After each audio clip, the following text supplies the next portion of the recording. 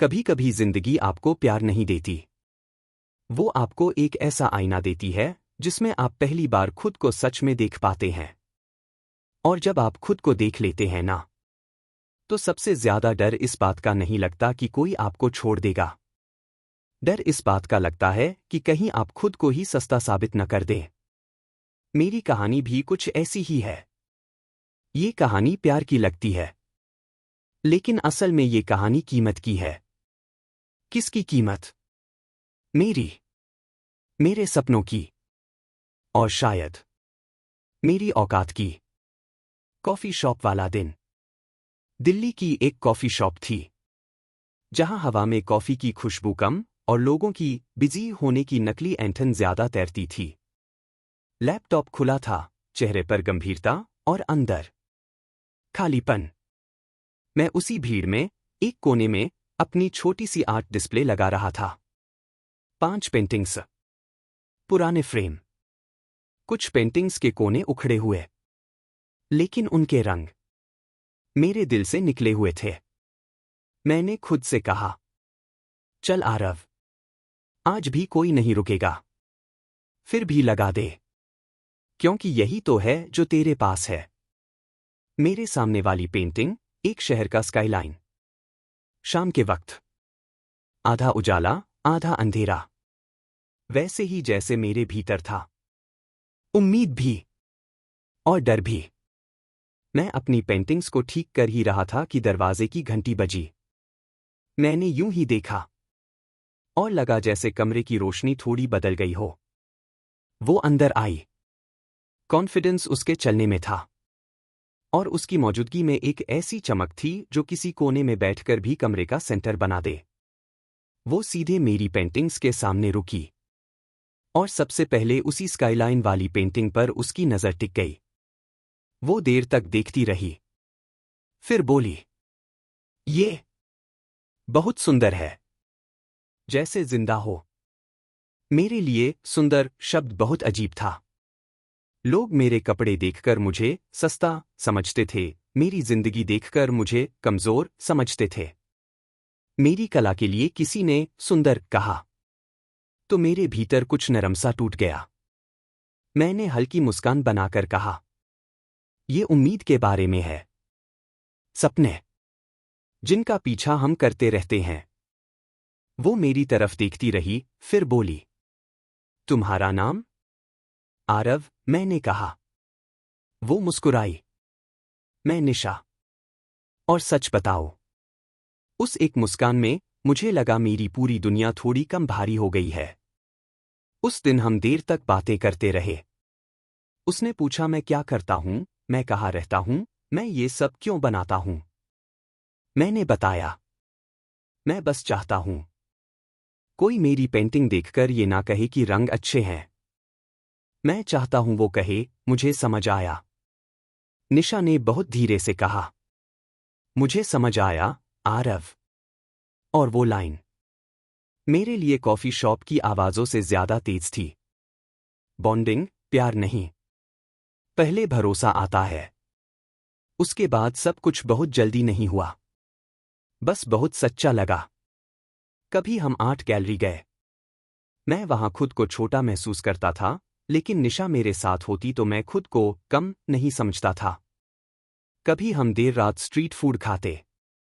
कभी वो मेरे साथ पैदल चलती, जैसे उसे गाड़ियों की जरूरत ही नहीं।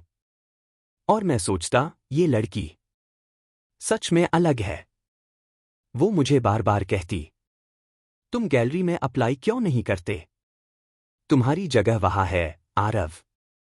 मैं हंसकर टाल देता, वहां लोग मेरी तरह नहीं होते। वो तुरंत बोलती, तो क्या हुआ? तुम वो हो जो अलग हो। उसकी बातें मुझे उठाती थीं। मेरे भीतर वो साहस भरती थीं जो मैं सालों से उधार ढूंढ रहा था। पर हर कहानी में एक सच्चाई चुपके से कदम रखती है, धीरे से, लेकिन भारी होकर। निशा कभी ऐसे ही कह देती, डैड को साउथ बॉम्बे के क्लब्स पसंद हैं। मॉम यूरोप जाए बिना बोर हो जाती हैं। और मैं सोचता, मैं तो पेंट के रंग खरीदने से पहले 10 बार हिसाब लगाता हूं।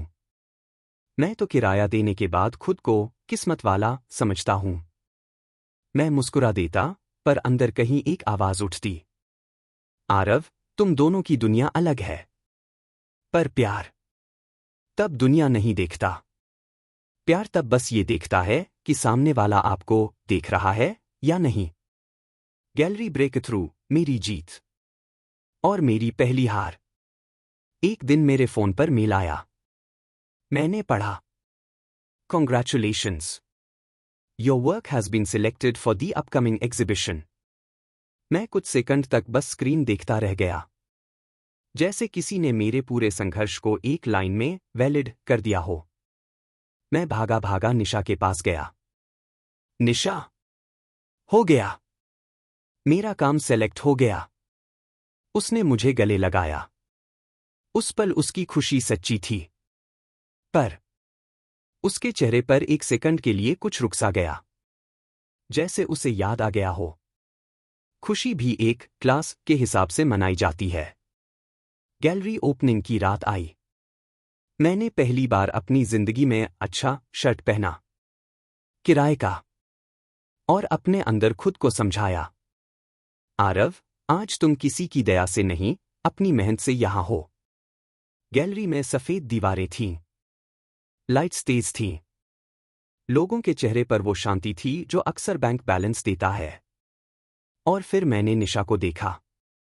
वो अपने दोस्तों के साथ थी, हंसते हुए, आराम से, अपने जैसे लोगों के बीच। वो मुझे मिलवाने आई।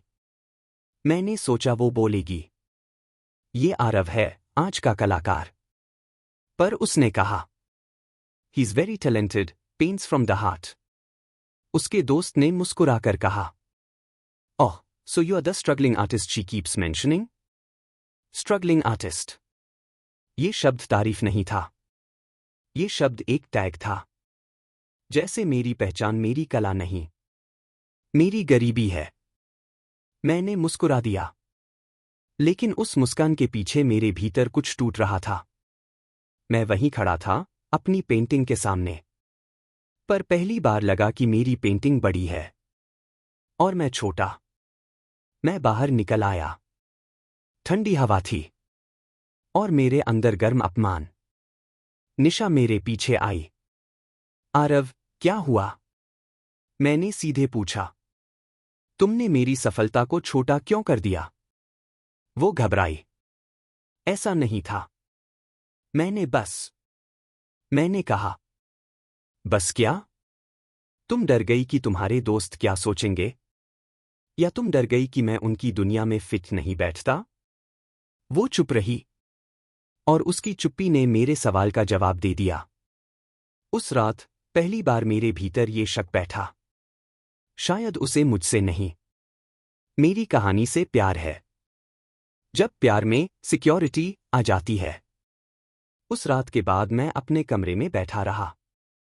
ब्रश उठाता, फिर रख देता। कैनवास देखता, खाली। मेरे भीतर का कलाकार जैसे कह रहा था, अब रंग मत बिखेर, आरव। अब सच देख। दूसरी तरफ निशा अपने बड़े घर में थी। कमरे बड़े थे, पर उसकी बेचैनी उनसे भी बड़ी थी। उसकी मां ने वीडियो कॉल पर कहा, बीटा, प्रैक्टिकल बनो।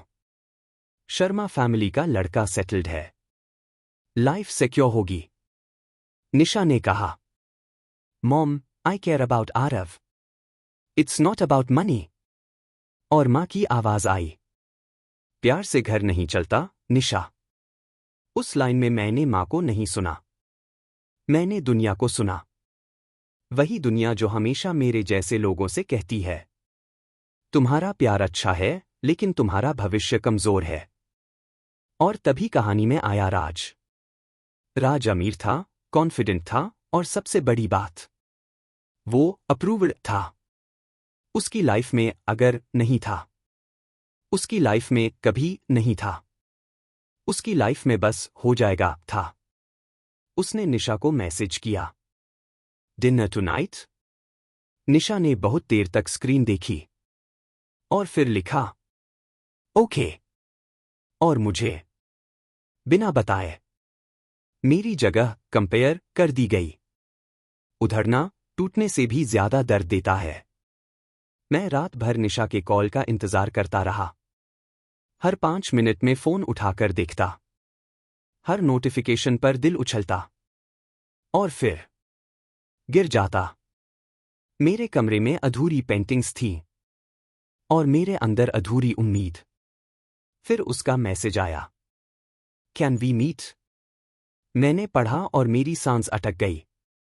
मैंने खुद से कहा, शायद वो समझ गई, शायद वो चुन लेगी। हम एक शांत कैफे में मिले। बारिश हल्की थी।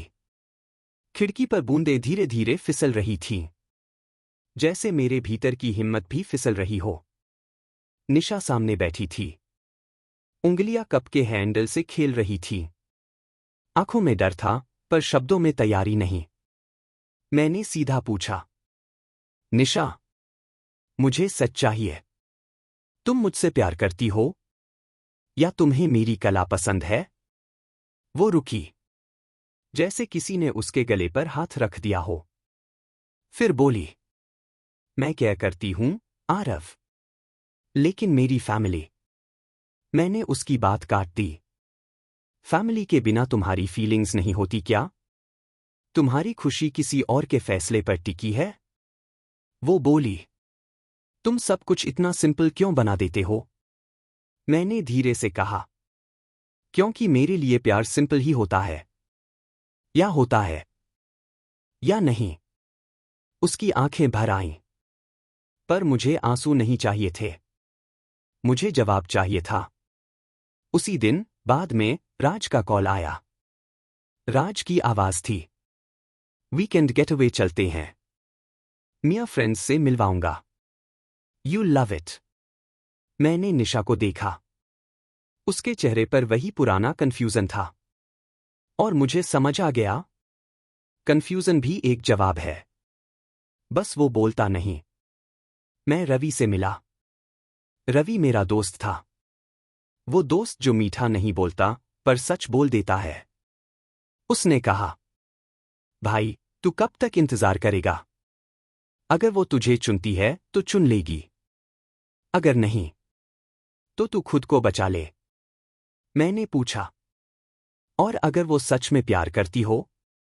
रवि ने बिना हिचक कहा, तो वो तुझे ऑप्शन नहीं बनाएगी। प्यार ऑप्शन नहीं बनाता आरव। उस रात मैंने तय किया, मैं सेकंड बेस्ट नहीं बनूंगा। मैं प्यार के लिए खुद को छोटा नहीं करूंगा। अगले दिन हम फिर मिले। निशा बोली, आरव, मैंने बहुत सोचा है। मैंने उसे रोक दिया। अगर तुम थोड़ा टाइम कहने वाली हो तो शायद मुझे अब जाना चाहिए। उसके चेहरे का रंग उड़ गया। नहीं, मैं बस। मैंने कहा, मैं समझ गया हूं निशा। मैं तुम्हारी प्रायोरिटी नहीं हूं, और मैं वो आदमी नहीं बन सकता जो तुम्हारे फैसले के बीच अटका रहे। वो रोने लगी, लेकिन अब उसके आंसू मेरे भीतर का दर्द ठीक नहीं कर सकते थे। मैंने आखिरी बार उसकी तरफ देखा और कहा, मैं प्यार की भीख नहीं मांग सकता। जो प्यार होता है वो रोज चूज करता है। मैं उठकर चल दिया। पीछे मुड़ा नहीं, क्योंकि अगर मुड़ता तो टूट जाता। कुछ देर बाद मेरे फोन पर उसका मैसेज आया, कैन वी टॉक? मैंने स्क्रीन देखी, उंगलियां कांपी, पर मैंने रिप्लाई नहीं किया। दूसरी तरफ उसी वक्त राज उसके पीछे खड़ा था। उसने निशा की तरफ हाथ बढ़ाया और कहा, let's get out of here, you deserve better. और निशा एक तरफ उस रास्ते को देख रही थी जहां मैं चला गया था, जहां प्यार था पर संघर्ष था। दूसरी तरफ राज की दुनिया थी, जहां आराम था पर शायद सच्चाई नहीं। वो बस खड़ी थी। दो रास्ते, एक दिल और एक फैसला जो अभी बाकी था। और मैं अपने कमरे में खाली कैनवास के सामने बैठा था। फोन की रोशनी मेरे चेहरे पर पड़ रही थी और मेरे अंदर एक ही लाइन गूंज रही थी, अगर उसे मुझसे प्यार होता तो वो इतना नहीं सोचती। कभी कभी प्यार टूटता नहीं, प्यार उधड़ता है, धीरे धीरे। और फिर एक दिन आप खुद को उठाकर कहते हैं, मुझसे नहीं, मेरे पैसों से प्यार था।